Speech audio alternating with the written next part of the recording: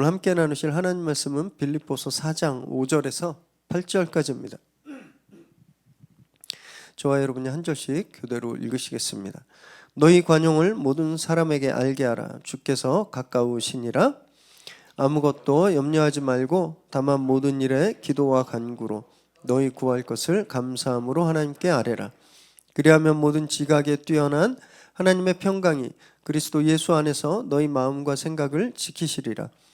끝으로 형제들아, 무엇에든지 참되며 무엇에든지 경건하며 무엇에든지 옳으며 무엇에든지 정결하며 무엇에든지 사랑받을 만하며 무엇에든지 칭찬받을 만하며 무슨 덕이 있든지 무슨 기름이 있든지 이것들을 생각하라. 아멘. 오늘 우리에게 주시는 하나님의 말씀입니다. 며칠 전에 7일에요 제81회 골든글로브 시상식에서 아주 새로운 역사가 쓰여졌습니다. 이 시상식 역사상 한국계 배우가 나무주연상을 탄 적이 한 번도 없었는데 한국계 미국 배우인 스티븐 연이라는 배우가 나무주연상을 탔습니다. 그 TV 부문 시리즈인데 넷플릭스 시리즈인 성난 사람들, 여기 3관왕을 했어요. 나무주연상, 여우주연상, 작품상 이렇게 3개 부분을 석권했습니다. 감독도 한인 1.5세입니다. 이성진 감독. 그래서 이게 한국계 배우가 상 탄 건 이렇게 3관왕을 한 것도 처음 있는 일이고 한국계 감독 배우들도 대거 출연합니다. 그래서 한국 이민자들의 그런 삶을 주로 다룬 그런 시리즈예요. 그래서 궁금하실까 봐 짧은 영상 좀 가지고 왔는데 한번 좀 먼저 보실까요? 네. 물론 이 영상은 저희 교회 설교 유튜브 영상에 올라가지 못합니다. 이해해 주시고요. 궁금하시면 한번 좀 넷플릭스에서 보셔도 좋을 것 같아요. 스포일 하진 않겠지만 좀 간단히 말씀드리면 사소한 계기로 분노 버튼이 딱 눌려져 버린 아시아계 미국인 남녀가 그동안 살면서 눌러왔던 그런 감정들을 막 서로에게 퍼부으면서 파국으로 치닫는 그런 블랙 코미디 시리즈입니다. 특별히 한인 배우와 또 한인 감독이 그래서 그런지 한국 교회 공동체가 어떻게 유지되고 있는지, 한국 이민 사회, 한국 가정들이 어떤 식사를 하고 있는지 이런 것들을 막 다루면서 소외감과 불안에 시달리는 현대인들의 보편적인 그런 감성을 건드리는, 그래서 큰 주목을 받았죠. 이 시나리오를 쓰고 감독을 한 연출한 이성진 감독이 수상 소감에서 이렇게 얘기했습니다. 실제 자기가 난폭 운전자에게 그 위협을 다 받아봤대요. 난폭 운전을 피해자래요. 그래서 그 경험이 이 작품을 쓰게 된 배경이다라고 말하면서 자기에게 동기를 준 그 난폭 운전자에게 고맙다고 시상식에서 그렇게 소감을 남겼습니다. 네, 이분뿐만이 아닐 거예요. 진짜 참 요즘 거친 분들 되게 많죠. 거친 사람들 참 많습니다. 제가 아는 분은요, 고속도로 IC에서 이렇게 차들이 밀리면 하나씩 이렇게 서로 이렇게 양보하면서 끼어들면서 고속도로를 타잖아요. 그래서 그렇게 끼어들었다고 뒷차가 그냥 받아버렸습니다. 빵 하고 보복운전으로. 그것도 나이가 60이 한참 넘으신 분인데 왜 내 앞에 들어오냐고 그냥 확 받았어요. 사고가 났죠. 너무 흔합니다. 묻지마 폭행. 그냥 이유 없어요. 신림동 거리에서도 그냥 이유 없이 막 칼을 휘두르고, 분노 조절 장애, 저 어렸을 때는 이런 게 있는지도 몰랐습니다. 요즘은 분노 조절 장애 너무 흔한 말이 되어버렸습니다. 그냥 사람들이 다 점점 거칠어지고 감정들이 날카로워져 가고 있다라는 거예요. 요즘 시대는. 지난주 저희가 새로운 삶 시리즈를 시작하면서 첫 시간이어서 날마다 새로워지는 건 먼저 마음이 새로워지는 것이다 라고 저희가 함께 나누었습니다. 먼저 마음이 새로워져야죠. 마음은 모든 행동과 반응이 출발하는 그런 시작점입니다. 마음이 새로워지지 않으면 다 새로워질 수 없는 거예요. 오늘은요, 두 번째 시간으로 그렇게 새로워진 마음이 만들어내는 새로운 태도는 어떤 것인가, 어떤 모습인가, 우리가 그것을 함께 좀 나누길 원합니다. 정말 놀랍게도요, 많은 신앙인들이 믿음을 강조합니다. 믿음, 내세적인 천국, 내세 구원관, 하나님 나라, 이 땅 위에 있는 하나님 나라, 또는 잘못된 개념이지만 죽어서 가는 천국. 그래서 그 반대급부로 이 땅의 생활은 별로 중요하지 않다고 생각합니다. 이 땅에서 우리가 별로 가치가 없다고 생각해요. 그래서 함부로 살 때가 되게 많습니다. 일종의 영적인 이원론이라고 할 수 있는 거예요.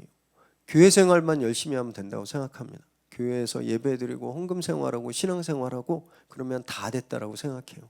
실제 집에서 어떻게 살아야 되는지, 내가 학교에서는 어떻게 살아야 되는지, 회사에서는 어떻게 일해야 되는지는 별로 관심 갖지 않습니다.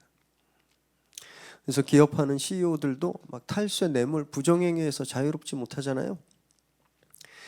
직장 다니는 분들도 그렇습니다. 이미 그런 세팅된 구조 속에서 계속 해오던 그런 방식들이 있기 때문에 양심에 어긋나도 신앙에 어긋나도 그냥 관례처럼 따를 때가 많은 거예요. 올해는 저와 여러분이 이런 풍토를 좀 새롭게 하게 되면 정말 좋겠습니다. 우리가 믿는 것만큼, 우리가 아는 것만큼 삶도 정말 그렇게 성숙해지면 너무 좋겠습니다. 오늘 함께 저희가 나눌 빌립보서 말씀에서도요, 그런 가르침이 가득합니다. 말씀을 나누실 때 이 싸납고 죄로 가득한 이 세상에서 믿는 사람으로서 우리가 어떤 태도로 어떻게 살아가야 하는지 우리가 그 가르침을 좀 깨닫는 시간 되시기 바랍니다. 5절 말씀 읽습니다. 시작. 너희 관용을 모든 사람에게 알게 하라. 주께서 가까우시니라. 이 빌립보서 말씀, 바울이 빌립보에 있는 교회 교인들에게 쓴 말씀인데요, 이 4장밖에 안 됩니다. 짧은 편지인데 마지막 결론 부분에서 바울이 교인들에게 뭐라고 말하고 있냐면, 주님이 오실 때가 가까이 왔으니까 관용을 모든 사람에게 보이라, 이렇게 말합니다. 주님 오실 때가 가까이 왔어요. 마지막 때가. 그래서 너희 관용을 모든 사람에게 보여라, 이렇게 말씀하는 거예요. 빌립보 교회를 먼저 좀 잠깐 보면 좋은데요, 사도행전 16장에 보면 바울이 터키 지역, 소아시아 지역에서 2차 전도 여행을 할 때 소아시아 지역을 더 돌면서 사역을 하려고 했습니다. 복음을 전하고 교회를 세우려고 그랬어요. 그런데 성령께서 그걸 2번 막으십니다. 대신 환상을 보여주시죠. 마케도니아에서 어떤 사람이 와서 이리로 오라, 이렇게 이리 오너라, 이렇게 환상을 보여줘요. 그래서 바울이 순종하고 마게도니아로 넘어갑니다. 유럽의 첫 발자국을 내딛게 돼요. 그 첫 도시, 유럽에서의 첫 도시, 첫 교회가 세워진 곳, 이것이 빌립보입니다. 아시아와 유럽을 잇는 아주 무역지였고 군사도로가 있어서 로마가 굉장히 특별히 생각하고 있는 지역이었어요, 빌립보는. 그래서 빌립보에서 태어나면 로마 시민권을 줄 정도로 아주 특별하게 여겼던 곳이었습니다. 바울은 거기서 옷감 장사하는 루디아라는 여성분을 전도하죠. 그리고 그 가정에서 교회가 세워졌고, 또 신라와 함께 빌립보 감옥에 갇혔을 때 감옥이 깨지는 사건이 일어났잖아요. 그래서 그 사건으로 그 간수와 간수의 가족들이 다 예수를 믿었는데, 이런 분들이 모여서 교회를 이룬 거예요. 이런 분들이. 성도들 대부분이 이방인이었습니다. 이 편지를 보낼 때 빌립보 교회가 세워질 때는 주후 50년 경이었고, 지금 이 편지를 쓸 때는 바울이 한 10년 정도 후에 로마의 감옥에 갇혔을 때 쓰는 편지예요. 빌립보 교회는 굉장히 큰 어려움을 겪고 있었습니다. 일종의 삼중고였는데요, 굉장히 가난했습니다. 먹고 살기가 되게 힘들었어요. 왜냐하면 핍박을 받았거든요. 예수 믿는다고. 이 교회 다니는 사람들이랑 비즈니스를 안 하는 거예요. 로마의 압제도 굉장히 거세졌습니다. 그리고 교회 안에서 큰 내분이 있었습니다. 유오디아파와 순두개파, 이 걸출한 여성 리더십 둘이 새를 골라서 막 교회를 막 뒤흔들고 막 이렇게 싸우고 있었어요. 그럼에도 불구하고 이들은요, 바울을 충성되이 섬겼습니다. 바울이 감옥에 있을 때 정말 헌금을 모아서 보냈고 돕는 사람들을 파송했고 바울을 지원했어요. 그래서 바울이 편지를 쓰는 거예요. 너무 고맙다고, 나를 좀 지원하고 신실하게 나를 챙겨줘서 고맙다고 편지를 쓰면서 교회 내의 그 분란들을 빨리 끝내고 또 교회에 침투한 거짓 교사들을 경계하고 나날이 거세지는 이 세상의 공격에서 어떻게 살아야 되는지 그것을 말하기 위해서, 그걸 가르치기 위해서 이 편지를 쓰게 됐고, 오늘 저희가 읽은 부분은 결론 부분입니다. 종합해 보면요, 빌립보 교회는 굉장히 혼란했습니다. 내분을 겪고 밖에선 공격을 당하고 굉장히 힘든 상황이었어요. 남들을 신경 쓸 여유가 없었겠죠. 저희도요, 그냥 내 일이, 내 발등에 불 떨어지면 가족 일도 잘 신경 못 씁니다. 우리 애가 아프면요, 조카가 아픈 거 잘 신경 못 써요. 여유가 있고 좀 마음이 평안하고 그럴 때 좀 관심이 다른 사람들에게 가지, 내일이 산더미고 막 숨이 콱콱 막히면 다른 사람 가족도 안 보이는 거예요. 빌립보 교회가 그런 상황이었습니다. 숨이 콱콱 막히는 상황이었어요. 그런데 바울이 그런 교회에게 지금 하는 명령이 뭐냐면 다른 사람들에게, 모든 사람들에게 관용을 베풀라라고 말하는 겁니다. 교인들한테, 가족한테, 친구한테 관용하라는 게 아니라 모든 사람에게, 모든 사람에게. 이 관용이라는 말을 직역하면요, 철저히 양보하다라는 뜻이 있습니다. 철저히 양보하래요. 여기에는 온화함, 너그러움, 인내 이런 뜻들이 다 포함되어 있어요. 그래서 이 관용은 다른 사람을 배려하고 또 사려 깊게 섬기는 그런 태도를 말하는 겁니다. 그러니까 지금 자기도 죽게 생긴 교회에게 너무너무 문제가 많아가지고 옆을 돌아볼 그럴 상황도 아닌 그런 교회에게 바울이 남들을 돌아봐라 하고 말하는 거예요. 다른 사람들을 섬겨라, 다른 사람들에게 양보해라, 이렇게 말하고 있는 거죠. 게다가 바울이 주께서 가까이 오셨다라고 말하고 있잖아요. 이 마지막 때에 대한 말인데, 이 마지막 때는요 정말 쉽지 않은 때입니다. 마태복음 24장 5절에서 7절 함께 읽을까요? 시작.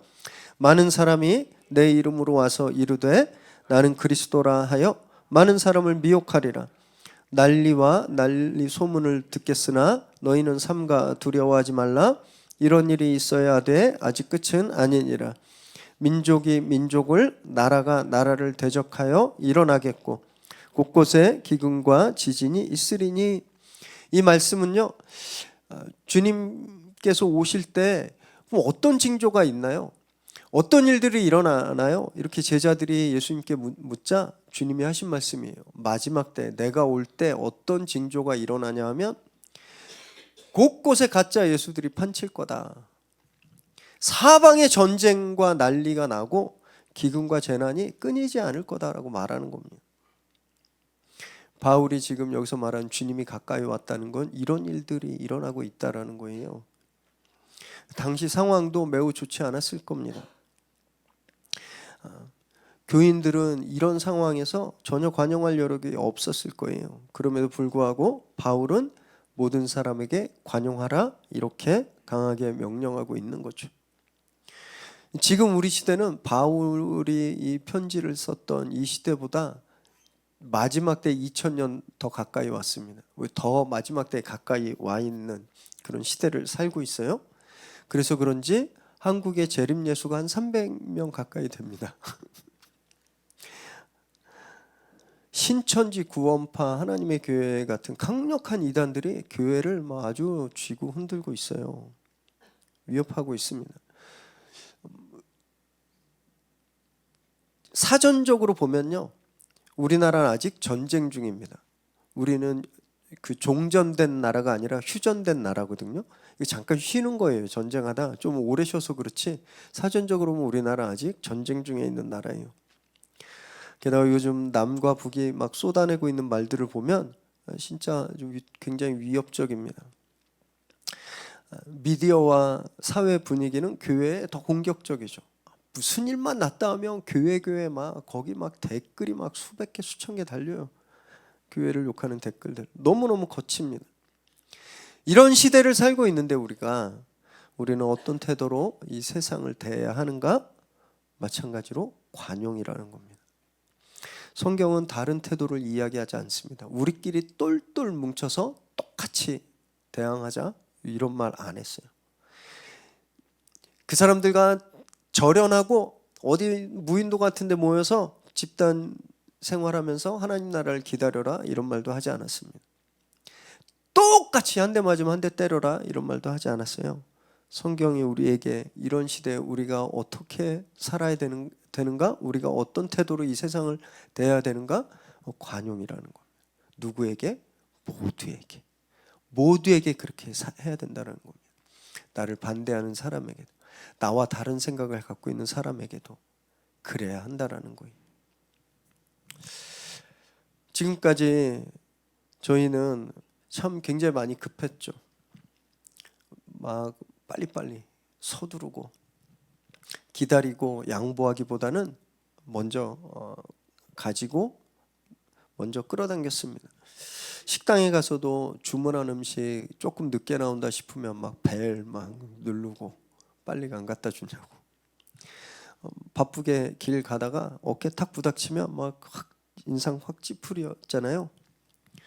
운전할 때도요, 뭐 차선 신호 상관없이 무조건 빨리만 가려고 제가 회개했습니다. 제가 그렇게 운전하는데 목적지가 하는 게 중요하니까 막 그렇게 급하게 살았습니다. 그런데 올해 이런 저와 여러분의 태도가 좀 달라지길 바랍니다. 좀 새로워지길 바라요. 더 여유롭고 온유하고 조금 더 양보하는 그런 태도로 새로워지면 너무너무 좋겠습니다. 주님 오실 날이 오늘보다 내일이 더 가깝거든요. 내일보다 내일 모레가 더 가까워요. 그러면 오늘보다 내일 세상은 더 사나워질 거고요. 내일보다 내일 모레 세상은 더 거칠어질 겁니다. 그럼에도 불구하고 우리는 이 세상과 다른 템포로 살아가야 하는 거죠. 여유를 가지시고 온유한 품격으로 만나는 또 곁에 있는 모든 사람들을 배려하는 그런 저와 여러분 되시기를 바랍니다. 6절과 7절을 읽겠습니다. 시작. 아무것도 염려하지 말고 다만 모든 일에 기도와 간구로 너희 구할 것을 감사함으로 하나님께 아뢰라. 그리하면 모든 지각에 뛰어난 하나님의 평강이 그리스도 예수 안에서 너희 마음과 생각을 지키시리라. 요 구절은 이렇게 예수 교회 다니는 분이 하는 식당이나 이런 데 가면 다 있어요. 감사함으로 아뢰라 그러면 하나님이 다 지키신다 막 이런. 바울이 왜 이런 말을 했는지 아시나요? 왜 염려하지 말라고 하는지 아세요? 염려가 되기 때문에 그런 거예요. 걱정하기 때문에 그런 겁니다. 이 앞에서 관용의 태도에 대해서 말했잖아요. 양보하는 태도에 대해서, 온유한 태도에 대해서. 그러면 틀림없이 바보가 될 게 뻔하니까. 세상에서 양보하고 참으면요 바보 됩니다. 바보라 그래요. 넌 네 것도 못 챙기냐? 바보라 그럽니다. 자기 밥그릇 빼앗기고요 권리를 누리지 못합니다. 학교에도 보면 못된 일진 애들이 괴롭히는 애들은요 다 이렇게 순하고 약한 애들이에요. 그런 애들 타겟 삼아서 막 하잖아요. 그렇게 공격받아요. 남을 배려하고 양보하고 관용적인 태도 온유하면요 세상에선 공격당합니다. 직장에서도 약삭빠르게 자기 밥그릇 챙기지 못하면 성과 빼앗깁니다. 눈 뜨고 자기 성과 빼앗기는 일들 비일비재합니다. 그래서 내가 받을 고과가 다른 사람에게 간다거나. 경쟁사회에서 관용으로 살면 너그럽게 양보하고 온유하면요 뒤처집니다. 그리고 올라가지 못해요. 그러니 걱정이 되겠죠. 빌립보 교인들이 가뜩이나 지금 너무너무 힘든 상황 가운데 교회에서는 막 문제가 일어나고 로마는 더 압제하고 막 이런데 바울 사도가 관용해라, 더 양보해라, 철저하게 양보해라 이런 편지를 보냈어요. 그럼 이런 생각 안 들까요? 그럼 장사 어떻게 해요? 어떻게 먹고 살아요, 선생님? 그런 염려, 그런 걱정, 그런 두려움 당연히 들겠죠. 그런데 바울은요, 걱정하지 말고 기도해라 이렇게 말하고 있는 겁니다. 그것도 울면서 막 두려워하면서 막 하나님 어떻게 해요 이렇게 기도하는 게 아니라 감사합니다 이렇게 하나님께 감사하면서 기도하라고 이야기를 하는 거예요. 왜냐하면 이미 하나님께서 내가 기도하는 것, 내가 원하는 것, 내가 바라는 것 하나님이 이미 주셨다고 믿고 감사하며 기도하라는 겁니다. 그러면 이 불안했던 마음이 하나님 주시는 평강으로 가득 차게 된다라는 거예요. 그리고 막 흔들리는 이 마음을 하나님께서 지켜주신다라는 겁니다. 믿음으로 현실을 이기는 거 정말 쉽지 않습니다. 저도 그런 경험 해본 적 있어요. 처음 교회를 개척하면서 이 교회 인테리어 공사할 때였습니다. 이렇게 막 스피커 뭐 이렇게 모니터, 카메라, 여기 악기들 다 있잖아요. 저 뒤로 막 굵은 줄이 다 매설돼 있거든요. 이 아래 다 있고 세계 업체에 공사 비용을 견적을 내달라고 그렇게 했어요. 꽤 나왔습니다. 꽤 뭐 악기들도 꽤 다 비싼 거라. 그런데 신기한 얘기를 들었어요. 이분들이 하나같이 저한테 현찰로 공사비를 주시면 일정 액수를 교회에 돌려주겠다고 말하는 거예요. 그래서 저 처음 들어봐서 그게 무슨 소리예요? 이렇게 말했더니 그냥 많은 교회들이 그렇게 한다는 거예요. 일종의 리베이트, 현금 리베이트 같은 거예요. 많은 교회들이 그렇게 한다 그래서 제가 놀랐습니다. 그때 마침 한 대형 교회에 700억 비자금 사건이 막 뉴스화되고 그것 때문에 뭐 장로님이 뭐 안 좋은 일도 당하고 막 이런 일들이 막 뉴스화될 때였는데 제가 아니 어떻게 교회에서 저만큼 비자금을 만들 수 있지? 이게 되게 궁금했는데 알겠더라고요. 그렇게 하는구나. 수억, 수십억, 수백억 공사하면서 이런 리베이트를 받으면 이 비자금이 되겠구나. 알겠어요. 더 마음이 찹찹했던 건 많은 교회들이 그렇게 하니까 목사님 교회도 그렇게 하라고 업자들이 먼저 이야기하는 이 상황이 진짜 너무 마음이 찹찹했습니다. 물론 억지로 이해하려고 하면 이해가 안 되는 것도 아니에요. 교회는요 법인으로 등록돼 있지만 사업체가 아닙니다. 그래서 부가세 환급을 하나도 못 받아요. 교회에서 물건을 사면 세금 환급 하나도 못 받습니다. 그렇다고 다른 비영리단체들이 받는 혜택들도 못 받아요. 교회는. 그러니까 부가세 환급 받는 셈 치고 현찰 거래하고 현금으로 그만큼 리베이트 그냥 그게 퉁치면 되겠다. 그냥 이렇게 생각하면 이해가 안 되는 것도 아닙니다. 그런데 엄밀히 따지면 탈세잖아요. 그죠? 위법이잖아요. 게다가 여러분 우리 성탄절 완소예배 때 보셨지만 제 베프 둘 중에 한 명이 국세청 직원이거든요. 국세청 직원을 세리를 친구로 둔 제가 어떻게 탈세를 할 수 있겠습니까? 그래서 안 된다 그랬어요. 못 하겠다고. 그냥 세금 계산서 끊어라. 그래서 한 업체가 좀 합리적으로 견적을 뽑은 업체랑 공사를 진행하고 나중에 계산서를 딱 받았는데 그냥 리베이트 하자 그럴까 막 이런 액수가 상당했습니다. 액수가. 아,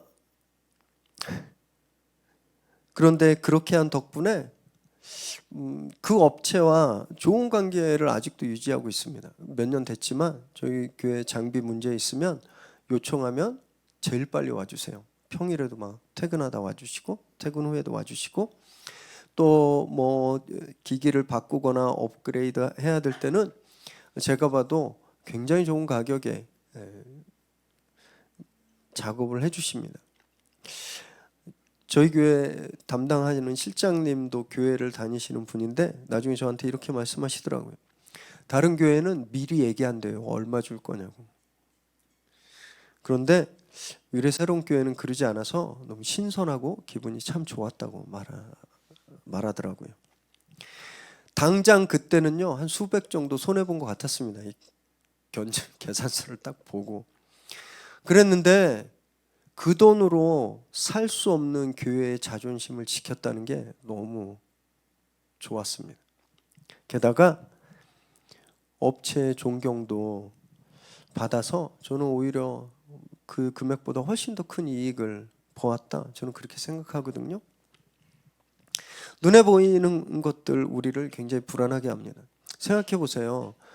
몇천 공사해서 몇백도 눈으로 그 숫자를 보니까 마음이 흔들리는데 수천, 수억이면 어떨 것 같습니까? 한 번 눈 감으면 수억이 떨어지고 한 번 눈 감으면 수천이 떨어지면 거기서 고민하지 않을 분이 어디 있겠습니까? 누구나 다 고민합니다. 근심하죠. 그런데요, 우리가 깨달아야 하는 건 우리 게임이, 우리 경주가 거기에서 끝나지 않는다라는 거예요. 우리 경주는 계속된다라는 거예요. 지금은 당장 손해보는 것 같지만 거기서 끝나지 않는다라는 거죠. 우리 눈에 보이지 않는 시간이, 우리 눈에 보이지 않는 하나님의 계획들이 있다라는 겁니다. 지금은 당장 손해보지만 그러나 내일 하나님께서 이것을 넘치도록 채워주신다라고 믿으면 우린 그 불안함을 이겨낼 수 있는 거죠. 오늘 말씀에서 분명히 그렇게 말씀하고 계시잖아요. 너희 구할 것을 감사함으로 하나님께 아뢰라. 하나님이 미리 들어주셨기 때문에, 하나님이 이미 응답해 주셨으니까 감사함으로 기도해라, 이렇게 말씀하고 있잖아요. 여러분, 눈에 보이는 세상을 그래서 두려워하지 마시기 바랍니다. 보이지 않는 하나님께서 우리 눈에 아직 보이지 않을 뿐이지 이미 우리를 위해서 전부를 준비해 놓으셨다는 것을 믿으시기 바랍니다. 그래서 작은 이익 앞에서 거룩한 품위를 잃지 않는 그런 저와 여러분 되시기를 바랍니다. 8절 읽습니다. 시작.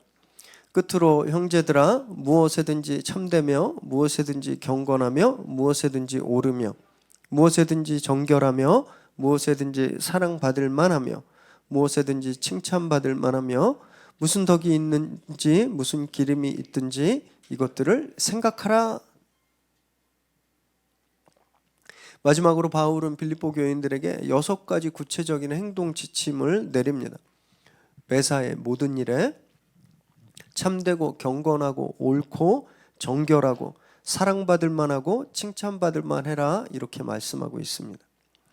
그리고 여기 끝에 보면 무슨 덕이 있든지 무슨 기름이 있든지 이것들을 생각하라, 이런 문장은요, 이런 뜻입니다. 도덕적으로 탁월하고 칭송받을 만한, 여기 기름은 칭송받다라는 뜻이거든요. 그러니까 도덕적으로 탁월하고 칭송받을 만한 이 6가지 지침을 깊이 생각해라, 이런 뜻인 거예요. 무엇을 하든지 간에 이 6가지, 이 탁월한 그리고 사람들한테 칭송받을 만한 이 6가지 지침을 무엇을 하든지 간에 깊이 생각하고 하라, 이런 말인 거예요. 이것이 이 마지막 때를 살아가는 크리스찬들의 삶의 모습이고 이 세상을 대하는 태도다라고 바울은 선언하고 있는 거죠. 그래서 저와 여러분도 이 6가지 지침을 꼭 기억해야 합니다. 어떤 행동을 하기 전에 내 행동이 참된 것인가? 거룩한 것인가? 경건한가? 옳은가? 깨끗한가? 사람들에게 사랑받고 존경받을 만한 것인가? 칭찬받을 만한 것인가? 생각해야 된다는 거예요. 생각하고 행동해야 된다는 겁니다. 지난주 저희가 마음을 지키는 것에 대해서 함께 나누었잖아요. 새 속에 물들지 않고 하나님 나라를 꿈꾸고 우리 마음을 하나님 나라에 두고 그 마음을 지키면 우리는 생각할 수 있는 겁니다. 생각할 수 있게 돼요. 보통 우리가 어떤 일에 대해서 후회하거나 문제를 만들 때는요, 대개 보면 생각보다 행동이 앞설 때 그런 일이 많습니다. 생각 없이 소리 확 질러서 가족의 마음을 상하게 한다거나 생각 없이 거칠게 나의 감정을 표현해서 관계를 깨뜨리거나 생각 없이 싸나운 몸짓이 툭 튀어나와서 다른 사람들을 곤란하게 만드는, 여러분 그래서 어려움을 많이 경험하는 겁니다. 그래서 우리는 행동하기 전에 생각해야 됩니다. 내가 지금 하려고 하는 이 일이 경건한가, 거룩한가, 옳은가, 참된가, 사람들한테 사랑받을 만한가, 사람들한테 칭찬받을 만한가, 이것이 정말 탁월한가 생각해야 된다는 거죠. 생각하고 행동하는 것. 여러분 이것이 관용적인 삶의 태도인 겁니다. 아까도 말씀드렸듯이요, 세상은 반드시 더욱 거칠어질 거예요. 마지막이 가까이 올수록 더 사나워질 겁니다. 지난주에도 정말 충격적인 사건이 있었잖아요. 정치인 한 명이 테러를 당했습니다. 옛날에는 싫어하는 마음, 죽이고 싶은 게 이 마음 속에 있었는데 이제는 행동으로 나오는 시대가 된 거예요. 이제는. 오늘 새벽에 대만에 큰일이 있었는데 아시나요? 총통 선거가 있었습니다. 우리나라로 치면 대통령 선거. 반중, 친중 두 후보가 붙었는데 근소하게 반중 후보가 이겼습니다. 라이칭더가 총통에 당선됐어요. 사실은 미국과 중국의 선거전이었습니다. 미국과 중국의 싸움이었는데 이 선거에서 미국이 이겼다라는 거죠. 이제 미중 관계는 더 악화될 겁니다. 그에 따라서 이 한반도를 둘러싼 이 태평양의 온도는요 더 내려갈 거예요. 더 추워질 겁니다. 이 틈을 타서 북한이 엊그제 남한은 이제 동족이 아니야 이렇게 선언해 버렸습니다. 남한은 주적이야 이렇게 얘기해 버렸어요. 그러면서 남한과 연결돼 있던 민간을 포함한 모든 대화 채널을 다 끊어 버렸습니다. 다 폐기해 버렸어요. 우린 곧 이제 4월에 총선이 있잖아요. 이 불안한 정세 때문에 민심 선거판이 아마 엄청 싸납게 크게 요동칠 겁니다. 마치 앞에서 소개해드렸던 그 넷플릭스 시리즈처럼 성난 사람들의 전성 시대가 펼쳐질 거예요. 사람들 다 그렇게 돌아갈 겁니다. 정상인 줄 알았던 사람들도 다 이상해질 거예요. 괜찮은 줄 알았는데 잔인해질 거고, 나도 참 괜찮은 사람인 줄 알았는데 나도 거칠어지는 그런 모습을 우리가 보게 될 겁니다. 여러분은 이런 시대 하나님 백성의 거룩한 품성인 관용을 저와 여러분이 정말 몸부림치며 살아내야 합니다. 그래야 저 사람들이 우리가 누군지 알게 되는 거예요. 저 사람들이. 두려움이 있을 겁니다. 당연히 있겠죠. 그러나 그 두려운 마음을 하나님께 드리고 또 기도에 힘쓰시기 바랍니다. 하나님이 이미 주셨다라고 믿고 하나님께 감사 기도를 하시기 바라요. 그럴 때 우리는 이 폭력적인 세상을 두려워하지 않을 마음의 평안을 얻게 되는 겁니다. 세상과 같은 방법으로는 절대 세상을 이길 수 없습니다. 쌓아나온 방법으로는 절대 저 거친 세상을 이길 수가 없어요. 우리에겐 다른 무기가 필요합니다. 다른 태도가 필요합니다. 그래야 우리가 세상을 이길 수 있는 겁니다. 탁월하고 칭송받을 만한 태도로 날마다 변화된 그런 새로운 삶을 살아가는 저와 여러분 되시기를 주님의 이름으로 축원합니다.